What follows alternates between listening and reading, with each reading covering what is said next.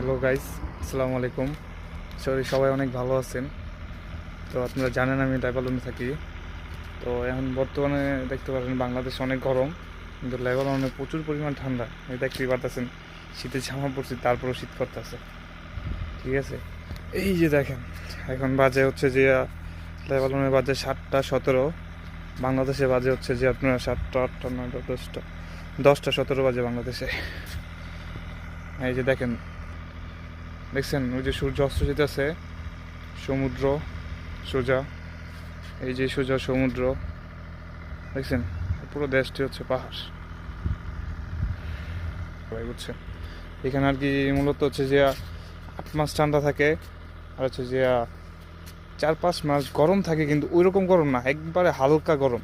বাংলাদেশে যেমন হালকা শীত থাকে, আর এই দেশে ওটা হালকা গরম পড়ে। আর এদিকে বরফ পড়ে, মেন কথা হচ্ছে যে ওই পাহাড়ের দিকে বরফ পড়ে। এই যে সোজা যে পাহাড়টা না, ওই সোজাই বরফ পড়ে, পুরো বরফ পুরো পুরো ভরে জায়গা। তখন প্রচুর পরিমাণ ঠান্ডা, তখন 2-3টা জ্যাকেট পরে থাকতে হয়, এরকম একটা অবস্থা।